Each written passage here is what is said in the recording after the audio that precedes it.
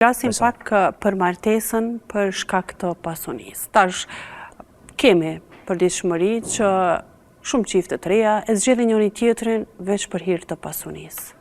Ka ndodhur besoj që edhe më të kaluamën. Po çfarë familje mundet mu kriju kur kriteri kryesor i një vajze të re ose një djali të ri është pasunia e personit që zgjedh me jetu me ta? Kjo është me bën tregti me jetën. Kjo mënyrë e martesës, ky qëllim i martesës, është me bën tregti me dinitetin njerëzor dhe me jetën në fund. Sepse nëse kriter që janë ka martesa, nëse kriteri i martesës është pasuria, e din që ai zotëri ose ai zoj e ka vu fatin e jetës vet me një pyetje shumë të madhe. Një ardhmëri e dështuar në çën start. Një diçka që e paqëndrueshme. Dhe sot statistikat na flasin në Kosovë se çka po ndodh me martesa të tilla. Martesa në radhë parë është ideal, që t'jemi qartë. Martesa është akt ideal. Ata që e kanë kufizu martesën me termin se martesa është interes, ja kanë huçme të madhe jetës. Sepse kanë bërë martesën një lojë të rrezikshme për fatin e çiftit. Kurse në Islam na thënë martesa është ideal. Në kuadër të idealit bën pjesë ndershmëria, bën pjesë ambicet reale të jetës. Me pas fëmijë, me shumë familje, dhe bën pjesë edhe pasuria.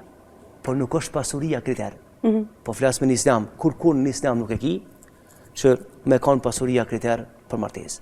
Dhe ne po jetojmë me një kohë, këtu pas luftës së fjala, që na dhem zemra, ndjehemi fort me keqardhje, kur shohim tri dhe treja që objektiv të martesës kanë pasurinë. E pas një kohë të shkurtër, ka përfunduar pasuria dhe në mënyrë determinuese përfundon edhe fati tyne si çift. Por jo me kaq, por kanë marrë qafë edhe kresa tjera, tri, domethënë fëmijë shumë rrallë. Fëmijët. Prandaj i themi njerëzve, nëse je i sinqert në martesë, edhe konsideron martesën ideal, Allahu që e ka fatin jetës tonë në dorë, ka garantuar se ka më të pasuru. A nëse ti se ki martesën ideal, por e përdor kriterin e pasurisë, ta di që fatin e jetës e ke vu në pikpyetje që në ditën e parë. E nëse ti mendon se jeta është kaq e thjeshtë, që me jetu pa dinitet, edhe më bë vegël e materializmit, është çështja jotja, por në ditë kthehesh te Zoti dhe llogaria shumë e madhe. Njeriu është qenie identitare, njeri ka bërë identitet. Identiteti nuk blehet me parë. Edhe i burrit dhe i gruas. Njeriu ka një peshë. Po pse du të mungut me bë martesë për shkak të pasurisë, kur ndoshta Zoti Madhërisht mas pak kohë të pasuron në mënyrë më të mirë të mundshme, sepse ka garantuar në Kur'an që kush martohet por ideal dhe në kuadër të idealit i realizon qëllimet e jetës, Allahu po thot do t'i pasuroj kamenia sa merr. E disa çifte kanë filluar jetën të varfër dhe pas një kohë janë botë pasur. Sepse Allahu xhallahu ala ka qenë dëshmitar i zemrave të tyre. Pra është gabim i madh kjo çështje, dhe unë ja dëshiroj më të mirën të mundshme trive tona dhe i këshilloj që të mos nguten, sepse pasuria është një armë jo fitimpruse për të ardhmen. Po ne këto po flasim pikërisht për besimtarët e besimit islam, për ata që na shohin, uroj që ata të cilët kanë pak dyshime të bashkangjiten rrugtimit tonë, por nuk do të futemi tek tema e ndarjes së pasurisë brenda familjes, sepse dim shumë mirë si besimtarë. Po, është temë e gjanë dhe e dim shumë mirë pak a shumë se çush janë rregullat e besimit islam, po do më fut te dy familje. Njëra e varfër dhe tjetra e pasur që rrisin fëmijë të vegjël hoç. Do shta ajo e varfëra mundet mu injektu tek fëmia që kur e shet u hjek babën ose nanën edhe nuk kanë shumë të mira materiale, ndoshta kur të rritet të ka me punu gjithçka veç mos me pa ma që gjendja është. Rrezikshmëri për një fëmijë kur të rritet në një familje të varfër që me deviju rrugës për me arrit deri te pasunia e para, edhe e dyta te familja e pasur, është ndoshta sprov shumë e madhe me rrit një fëmijë, tu e marr parasysh që ai fëmijë nesër nuk ka mu përballë me shumë gjëra të vështira dhe nuk ka mja ditë vlerën as jetës as tjetrit. Të pyetja e parë, pse do të kemi frikë na me eduku një fëmijë nëse jena në familje e varfër? A di çka nuk kupton edukimi? Mi ia dhon pikpamjet e sakta të jetës. Nëse ne kemi dhënë pikpamjet e sakta të jetës, çaj fëmin që ata mbien të varfër, çka mendon ti? Mendon që ai do të ndjek rrugët e haramit për ta emituar këshin se është i pasur? Ai se ban ata. Pra gabim e kena qasjen.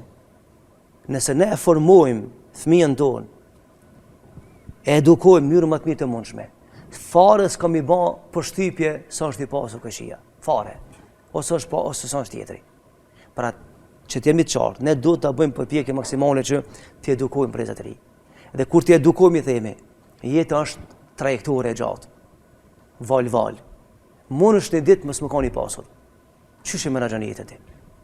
Ai thotë menaxhoj se parimet janë këtu. Këtu është shajpën, kjo parimi. Po nëse bash i pasur, çysh e menaxhon jetën? Thotë una përsëriçë ndaj parimit. Pra ai s'ka frikë për të ardhmen. Asaj mi don tjetrin. Po gabimin e bëjmë kur e nxitmi në modelin familje.